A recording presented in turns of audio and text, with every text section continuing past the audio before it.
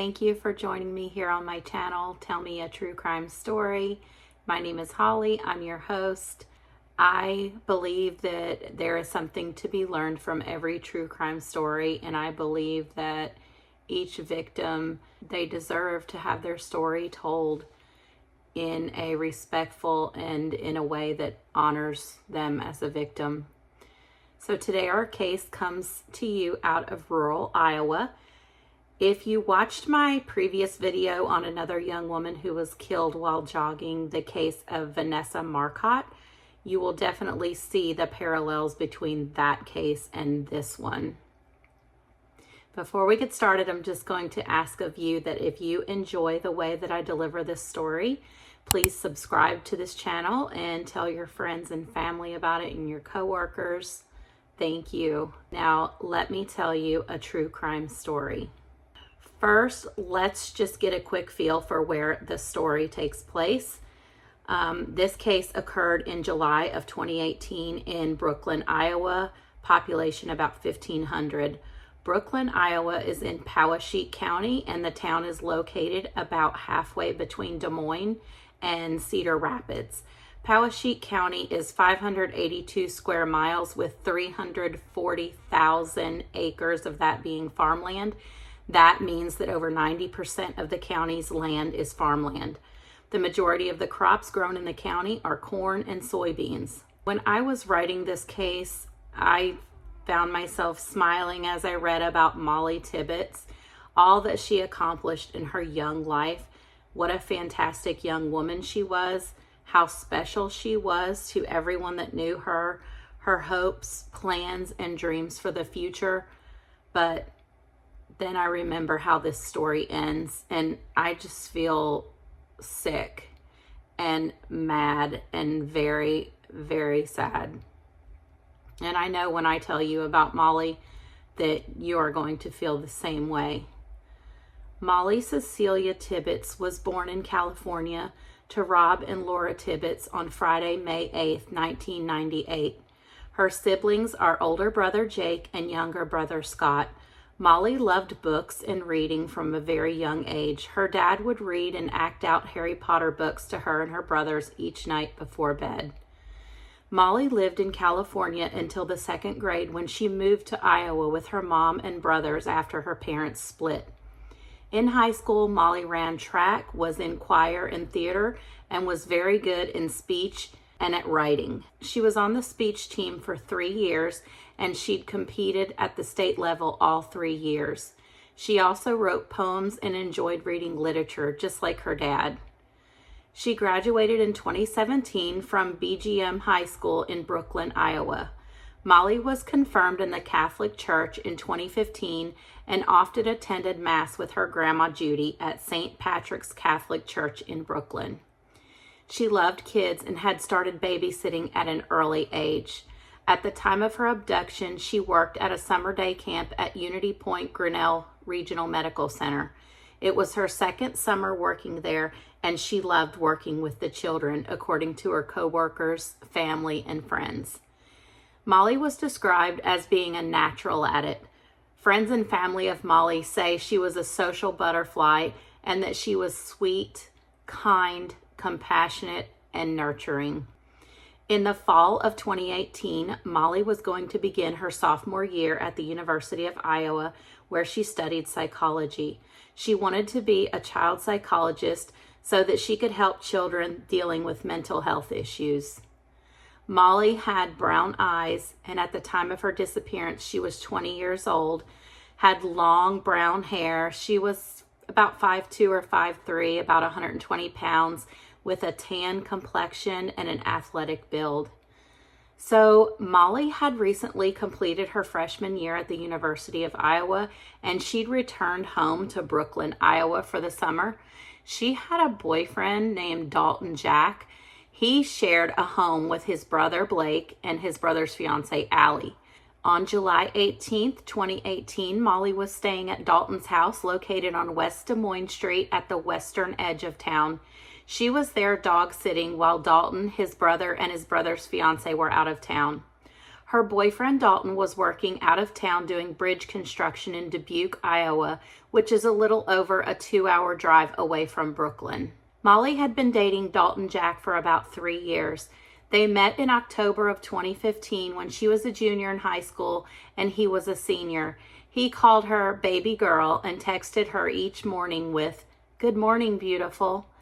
Since Mollie went to school an hour away from Brooklyn, a lot of their time was spent apart and they kept in touch through text and Snapchat. Before she'd left to attend the University of Iowa in Iowa City, about 50 miles away from Brooklyn, Dalton had given her a promise ring. Dalton stayed back in Brooklyn and worked in construction. During Mollie's first year at college, he made the drive to visit her every weekend and sometimes even on weekdays too. Mollie and Dalton were looking forward to an upcoming trip to the Dominican Republic to attend Blake and Allie's wedding.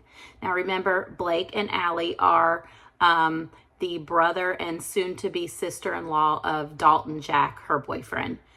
So Mollie and Dalton were looking forward to an upcoming trip to the Dominican Republic to attend Blake and Allie's wedding. Dalton planned to propose to Mollie on the beach there. He already had the ring hidden in his room. On Wednesday, July 18, 2018, Mollie had had a busy day at the day camp where she worked. She was the one to close up the camp that afternoon and had left work around 5 p.m. Her brother picked her up from work and dropped her off at Dalton's house around 5:30 p.m. She'd texted with her mom, Laura, and her mom told her she'd made brats for supper and to come by. In addition to working at the day camp, Mollie was taking summer classes in college and she had homework. But first, Mollie wanted to go for a run. At 7 p.m., it was starting to cool down a bit from the high that day in the low 80s. Mollie laced up her running shoes, put her long brown hair in a low ponytail, put on a pink headband, black spandex shorts, and a bright pink sports bra. She put her cell phone on Do Not Disturb and went out the door for a jog. She wore her cell phone in an armband on her arm. She listened to music through her wireless headphones Dalton had given her as a gift. Mollie headed east through town toward 385th Avenue. Locals called it the Blacktop. It's where the town turns into farmland, mostly cornfields. Corn in Iowa is harvested in mid-September, and it was only 2 months out from being harvested, so the corn was very tall, 8 feet tall or higher. The grass in the ditches on either side of the road was very tall too. This was one of Mollie's favorite routes to run. It was quiet and peaceful, but it's also rural and isolated in many spots. She probably wasn't aware of his presence until he was right on her, but as she ran that evening, he'd been watching her and stalking her. Just before 8 p.m. on July 18, 2018, a woman named Christina Stewart and her 3 kids jumped in their white minivan to make the 5-minute, 2-mile drive to her parents' farm where she'd grown up. She and the kids were going to feed the horses and visit with her parents for a bit. Christina made her way out of town and onto 385th Avenue, the Blacktop. Approaching a curve in the road just before her parents' farm, she saw a jogger on her right-hand side jogging east in the same direction she was driving. She recognized the young woman. It was Mollie Tibbetts. She would sometimes cut Mollie's hair or Mollie's mom's hair or Mollie's brother's hair at the hair shop that she'd owned for many years in downtown Brooklyn. Christina carefully and slowly went around Mollie and drove on to her parents' house. She visited with her parents for about 30 to 45 minutes, then headed home. On the drive back to her house, Christina did not encounter Mollie jogging back the other direction. The next morning, Thursday, July 19th, 2018, Mollie was to report to work by 8:30 a.m. The day campers were going on a field trip to the county fair, but Mollie didn't show. She didn't call either or text. That was not like her. Her supervisor, Jill, tried to reach her several times by phone and by text, but there was no response from Mollie. Also that morning, Mollie's cousin Morgan sent her a Snapchat message commenting about the rain and loud thunder they'd had during the night, but received no response. This was very strange because Mollie and Morgan were close and they were almost 2 years into their Snapchat streak, which they were both very proud of. Morgan again messaged Mollie at 1 p.m. and Mollie never opened the message. Some friends and family went to look for Mollie at Dalton's house, but she wasn't there. Mollie was reported missing in the late afternoon on July 19th. Dalton was still working in Dubuque, Iowa, but by that evening he was getting more and more concerned. His boss let him leave work to go back home to Brooklyn, but by the time he got home, the group of friends and family gathered at his house had grown. They were planning a search for the next day. The next morning, Friday, July 20th, a massive search began for Mollie. Hundreds of people turned out to help look for her. Volunteers scoured roadways, fields, ditches, and creeks. Some people took their small boats and canoes out to search ponds. Others used their four-wheelers in the hunt, and helicopters searched from above. Police searched houses, outbuildings, barns, garden sheds, garages, rafters of garages, and basements. Posters were given out and plastered everywhere. At the beginning of August, a substantial reward of $172,000 was offered for tips that led to the return of Mollie. Investigators looking into Mollie's cell phone records and cell phone data discovered that from 8:15 to 8:28 p.m., her cell phone was moving at 10 miles per hour, which would be consistent with a running speed. Then her cell phone stopped moving and it was stationary for about 4 minutes. At 8:32 p.m., her cell phone was suddenly on the move again, but this time at 60 miles per hour and headed south. At 8:53 p.m., her phone signal died less than 15 miles southeast of Brooklyn. The area where her cell phone signal died was thoroughly searched, but Mollie nor anything related to the case was found. Investigators learned Mollie's jogging routes and canvassed those areas for security cameras that might show her jogging on the day she disappeared. They had to build a timeline so they could pinpoint where and when she went missing. While canvassing homes in the town of Brooklyn, they discovered cameras on a detached garage at the home of Logan Collins. In 2018, Logan lived on East Des Moines Street. Detectives got the footage from his cameras and focused on the evening of July 18th when Mollie went missing. They found Mollie on the video. At 7:48 p.m., the security camera caught a quick glimpse of Mollie going by on Boundary Street, which led to the remote road going out of town known as the Blacktop.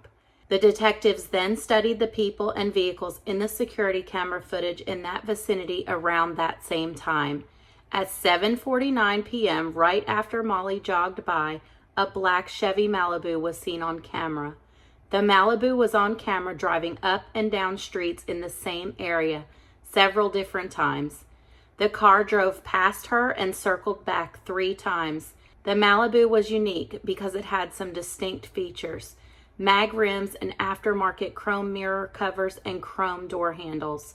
Detectives could not get the license plate of the car from the footage, but they finally had a solid lead in the disappearance of Mollie Tibbetts. They needed to find the person driving that black Chevy Malibu. The very next day, Deputy Sheriff of Poweshiek County, Steve Keevy, spotted a black Chevy Malibu with the same distinct rims, chrome mirrors, and chrome door handles. Deputy Keevy pulled the car over and made contact with the driver. I was driving north on Highway 63, and I was going underneath the Interstate 80 overpass. And as I went under the overpass, I saw a black Chevy Malibu with chrome mirror covers at the stop sign at the westbound off-ramp. And it caught my eye, and I drove past it, and then I pulled over on the shoulder to see where it was going to go because I wanted to identify that vehicle and driver. And had you been looking for black Chevy Malibus at that point? Yes. The driver spoke no English, so a nearby resident working in his yard helped Deputy Keevy communicate with the driver of the Malibu. The driver said he was Christian Bahena Rivera. When asked if he knew about the case of the missing Mollie Tibbetts, Bahena Rivera said that he was aware that there was a missing girl from Brooklyn, but didn't know anything more about it. Deputy Keevy said that Bahena Rivera did not seem nervous while they were talking. Bahena Rivera allowed Deputy Keevy to take his picture. Deputy Keevy sent a picture of Bahena Rivera and a picture of his car to the command post. Christian Bahena Rivera was born on July 11, 1994. He spoke Spanish and limited English. He is originally from the southern state of Guerrero in Mexico. In 2018, his mom, dad, and 2 younger sisters lived in Mexico, and his dad was a field worker there. Bahena Rivera went to Iowa from Mexico when he was 17 years old with the aid of a coyote. And for those of you who don't know, a coyote is just the slang term for somebody who smuggles immigrants over the U.S.-Mexico border for money. Bahena Rivera's uncle helped him find a job within 2 days of arriving in the U.S. His first job was at a dairy farm milking cows. He worked there for about 2.5 years. After that, he decided to take a job at a different farm, Yerabee Farms, in order to make more money. He made $12.60 per hour at Yerabee Farms. He usually worked at least 12-hour days, sometimes more. He lived in a trailer on the farm like many of the other farm workers at Yerabee. He went by the alias John Bud while working there. When Bahena Rivera was 19, he met a high schooler named Iris Gamboa. They had a child a year later and dated for a total of 4 years. After their breakup, they co-parented without any issues. On August 20th, 2018, Bahena Rivera was brought in to be questioned by authorities. Since Bahena Rivera didn't speak fluent English, investigators had a native Spanish speaker, Officer Pamela Romero, question him about Mollie's disappearance. At the time, Officer Romero was a police officer in Iowa City, Iowa. Bahena Rivera first denied knowing anything about the disappearance of Mollie. Then Officer Romero showed him still images taken from the security camera footage from Logan Collins' residence. This is the footage that showed Mollie running by and him driving his car in the vicinity at the same time. During his 11-hour interview on August 20th and August 21st with Officer Romero, Bahena Rivera told her he passed Mollie running several times as he was making his way to his uncle's home. He said he was going to his uncle's home in Brooklyn to borrow a vacuum cleaner to vacuum his car. He said Mollie even smiled and waved at him, which is something people customarily do in the small town. He told Officer Romero that he found Mollie attractive and hot. Bahena Rivera eventually told Officer Romero that the last time he saw Mollie jogging, he decided to park his car about 100 feet behind her. He got out and he ran up to her. When she noticed him, she told him she was going to call the police. He told Officer Romero that Mollie tried to slap him and was yelling at him. Bahena Rivera got scared and angry, and they began to fight. He and Mollie began to fight. He told Officer Romero that sometimes when he gets angry, he blacks out. The next thing he remembers is driving and looked into his lap and saw Mollie's earbuds. He then remembered that she was in his trunk, but he didn't remember putting her in there or how she got there. He drove to a cornfield in a very remote area, took her body out of the trunk, put her body over his shoulder, walked into the corn, and laid her down face up amongst the tall corn stalks. He covered her body with corn leaves and left right away. He said that when he'd removed her body from the trunk, he saw blood on her. He also said as he walked her body into the cornfield, he was not wearing a shirt. He'd taken off his shirt at some point because it was bloody. Bahena Rivera did not provide Officer Romero with a lot of details as to how Mollie was killed or if a weapon was used. When Officer Romero asked Bahena Rivera what he was thinking when everyone was frantically searching for Mollie during the prior month, he told her he just didn't think about it. Just before sunset, Bahena Rivera led officials to a cornfield off of a remote gravel road located at 2468 460th Avenue in Guernsey, Iowa. Mollie's body was deep into the cornfield, almost 500 feet from the road. That's more than the length of a football field, which is 360 feet. When Officer Romero pressed Bahena Rivera for more details surrounding the abduction and murder of Mollie, he just said, "I brought you out here, didn't I?" presumably saying that he was able to lead them directly to her body because he's the one that murdered her and put her out there.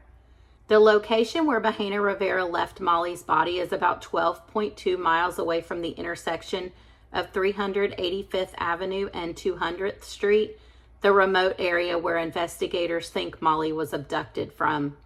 Authorities say Christian Rivera abducted Mollie Tibbetts sometime between 7:45 to 8:28 here in the 1900 block of 385th Avenue, just outside of Brooklyn. Before then, he allegedly ran alongside or behind Mollie after parking his vehicle as well. The Iowa Division of Criminal Investigation believes that Mollie was alive when she was abducted, but later Rivera says that he realized that he had placed her in his trunk when he sees her earphones inside of his lap. He later said that while she was running, she had been scared, warned that she was going to call the police. At that point, according to law enforcement, he said that he blocked out his memory because he had been angry and upset at that point. Later on, he said he moved up to an intersection, later found this cornfield where he went and hid her body up in the cornfield and later put corn stalks on top of it. We're just outside Brooklyn, Iowa here off of 460th Street, where law enforcement said they found the body of Mollie Tibbetts up at this cornfield right behind me. On August 21st, Christian Rivera, the suspect in the case, brought law enforcement here early Tuesday morning where he led them to her body. On August 21st, 2018, a little more than a month after she'd disappeared, Mollie Tibbetts' whereabouts had finally been revealed. Mollie's body was badly decomposed. On her body was her pink sports bra, but it was pushed up like around her neck area. The only other articles of clothing she had on were black socks and her bright colored running shoes. Her body was positioned with her legs apart. Her pink headband, striped underwear, and black spandex shorts were on the ground even deeper into the cornfield.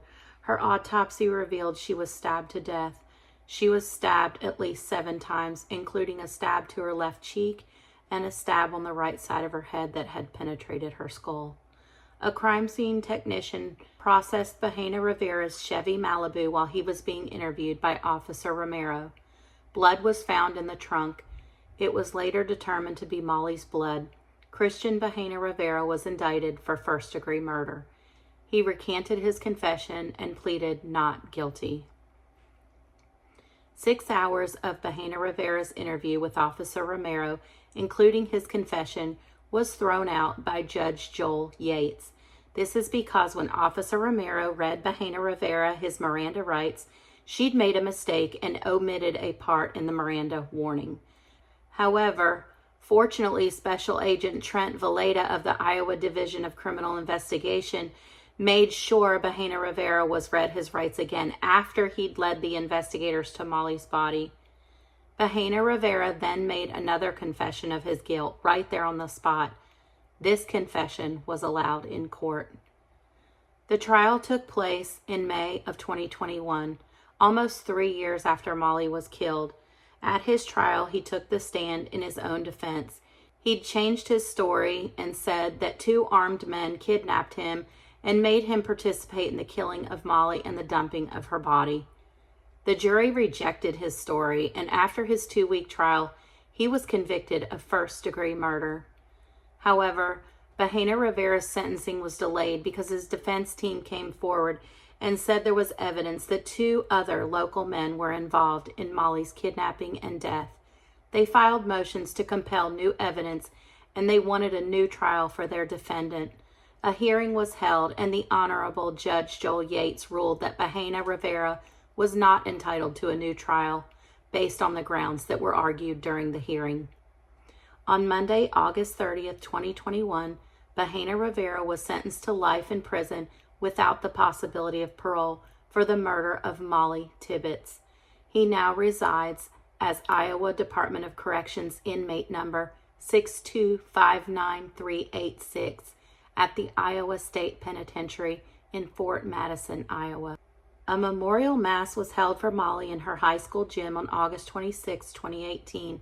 About 1,500 people were in attendance to share their memories of Mollie and to celebrate her life. Mollie's family created a memorial fund in her memory for child and adolescent psychiatry at the University of Iowa. Mollie's online obituary states that what Mollie did best was making friends everywhere she went.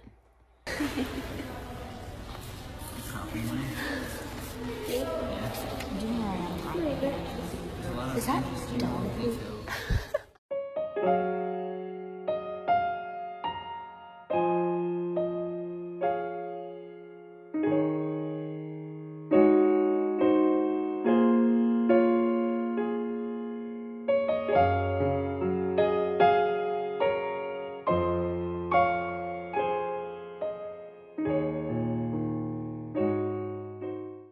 So let's talk about safety for a sec. For joggers that are listening, or really for anyone who is out and about, be aware of your surroundings. Ditch the headphones or earbuds so that you can hear everything going on around you, like cars, trains, people approaching, anything. People are getting injured or killed more and more often by getting hit by vehicles or trains while wearing headphones. In 2007 in Pompano Beach, Florida, a 32-year-old woman who was listening to her iPod while jogging had her legs severed by a freight train. In 2011 in North Carolina, a man wearing headphones was hit by a car and killed while walking to work. In 2018 in Valrico, Florida, a 28-year-old man walked into the path of a train while wearing headphones and was killed. The train was blaring its horn as it approached, but he didn't hear it because of his headphones. And in 2018, as you know, sweet Mollie Tibbetts wearing earbuds was caught by surprise when she was approached from behind by Bahena Rivera. Now, something else that you should do if you're a regular jogger or walker is to change up your route. Don't be so predictable. You never know who might be watching and studying your routine and your habits while potentially planning to harm you. So that's the terribly tragic and heartbreaking case of Mollie Tibbetts. And I thank you for being here and thank you for listening. Please subscribe to this channel and hit the like button on this video. See you soon in the next video when I'll tell you another true crime story. Big hugs to all of you. Bye-bye.